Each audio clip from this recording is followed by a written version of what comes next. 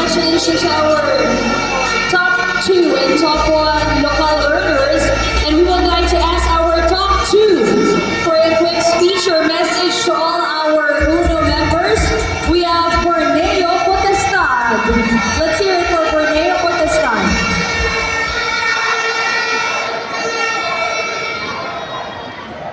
Hello. Woo! Thank you, Lord! Thank you sa buong grupo ko, sa Young Battalions, sa mga leaders ko, salamat sa inyo.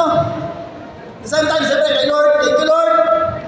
Kaya Plain Ray, congrats sa Ray sa bagong sports car mo, nakakabali ko kasi pati may dating security guard o sports car. Sure ko, wala ibang susunod kundi yung utol mo. Wala ko ito start. Nakakabaliw. Actually, ang uno, diba, alam mo yun? Dati nung nagsisimula ako, katulad mo rin ako dati. Alam mo yun na, yung Born Potestad na hindi ko akalain. Magiging kilala pala sa ito klaseng industry. Sa ito klaseng kitaan.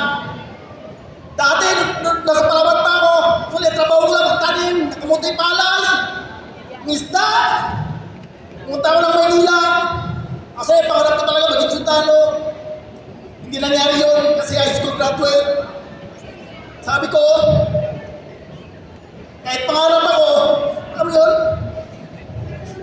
hindi binibigay yung ano yun para sa akin. Hanggang sa naging carwash boy pa ako din sa Maynila, bago ako hindi ang Plain Ray. Nung natala ako sa uno, alam mo yun, nung nagsimula ako, sabi ko, mukhang mahirap. Kasi mahihayin ako. Bisaya! Sabi ko, hindi ako marunong. Buti na lang, may apply yung Potestad eh. Ako sabi niya sa akin, Tol, maniwala ka lang sa akin. Maniwala ka lang sa sarili mo. Kaya mo.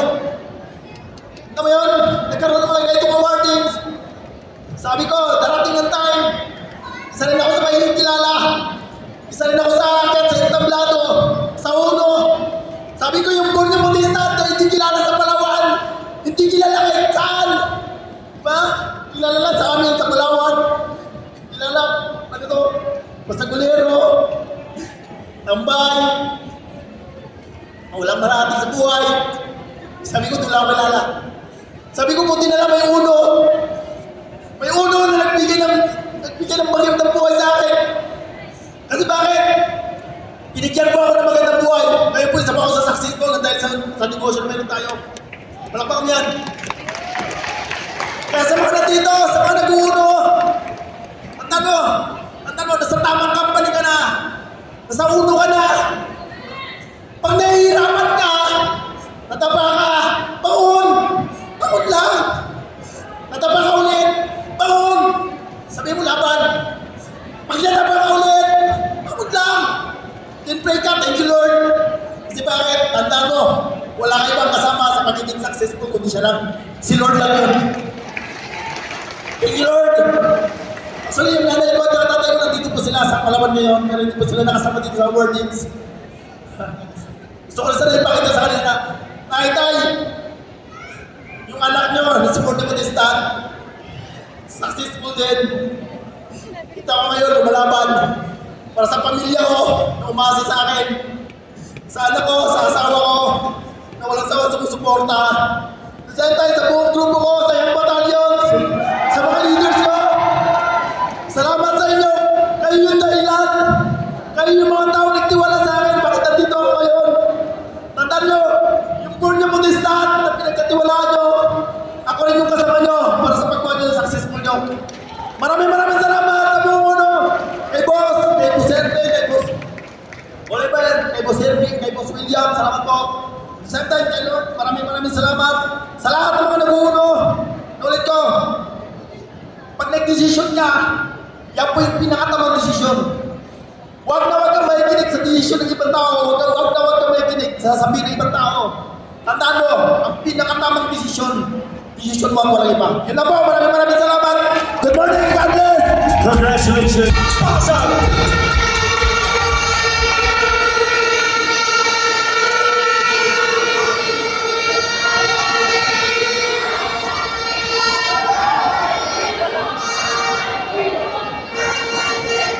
Hello?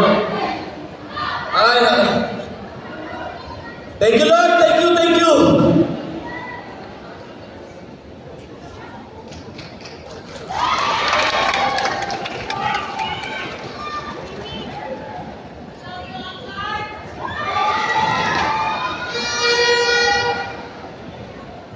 Hindi ko alam na salamat, Lord. Thank you. Siya gumagawa rin sa amin. Siya nagpapadala ng maraming pain sa amin. Siya nagpapalakas ang loob namin. Siya naglagay sa amin kung nasan kami ngayon. Kaya thank you, Lord. Di ko alam talaga. Wala na iba. Salamat, Lord. Thank you. Sa grupo ko, Royal Elders, thank you.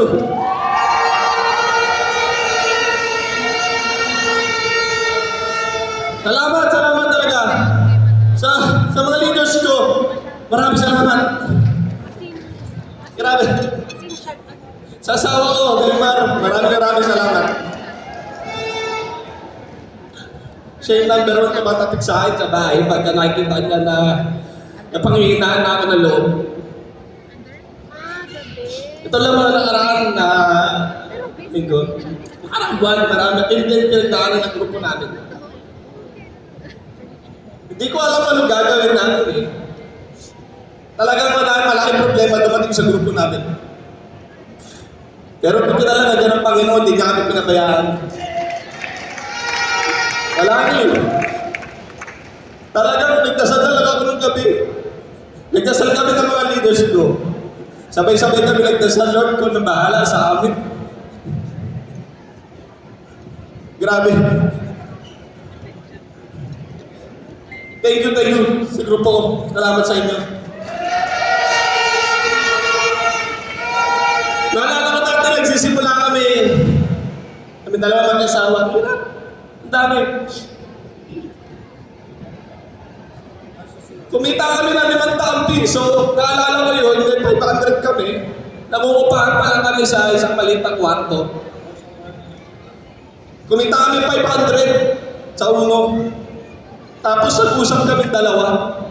Ano gagawin natin sa 500? Ibibili ba natin ng cake? Yung alam natin kasi birthday bukas. O ipapagawa natin ng flyers. Birthday ng panganay namin yun. Nag-usap kami dalawa, 500 piso, wala pa kami kain. Sabi ko, sige, pagawa natin ng flyers. Kinabukasan, birthday ng anak ko, alas 7 na umaga, nasa NBI po ako, nag-flyers ako. Tiniis namin, hindi namin na-celebrate yung birthday ng anak namin. Pero sabi ko, okay lang, darating ang panahon, kahit araw-araw gawin natin birthday niya, pwede natin gawin yan.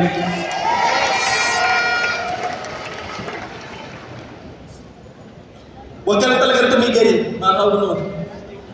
Tuloy-tuloy mo lang. Mahirap, may nagtanong sa akin nung nagsisimula ako. Hindi ka ba napapagod sa ginagawa mo? Sinagot ko siya. Pagod na pagod. Pero kailangan ko lumaban dahil may pamilya ako. Kailangan ko lumaban dahil may mga grupo ako nagtitiwala sa akin at naniniwala na tutulungan ko sila abutin ang mga pangarap nila. Hanggang ngayon, hindi nataan ang grupo namin pero pilit kami lumalaban. Ilang gabi, ilang linggo kami puyat, pagod, gutom. Dasal lang kami ng dasal. Lumalaban kami para sa pangarap ng pamilya namin, para sa pangarap ng grupo namin. Maraming salamat po sa lahat ng mga Crossline Top Earner Hall of Famer. Maraming salamat. Dito ko sa kumpanya na ito nakita ang tunay na pagtutulungan. Mga panahon na nabanta pa kami, nandiyan sila Pray, sila Andres, sila Juan, at ibang mga top earners tumatawag sa akin, kaya mo yan, Chris. Tumuloy ka lang, lumabang ka lang. Maraming salamat.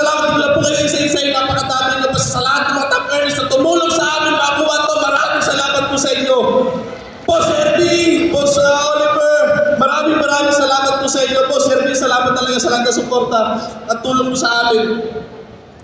Mga kaulo, tuloy-tuloy ka lang. Maraming darating sa iyong problema. Maraming struggle ang darating sa iyo. Pero every time nagkaka-problema ka, bumabagsak ka, huwag mong tingnan yung sitwasyon mo. Ang lagi mong titignan, yung lesson every time na nasa baba ka. Dahil pag natutunan mo yung lesson na yan, yan ang maglalagay sa iyo sa taas at pagbibigay sa iyo ng mas malaking resulta. Maraming salamat po, Uno. Thank you, Royal Emperor, sa asawa ko, Delmar.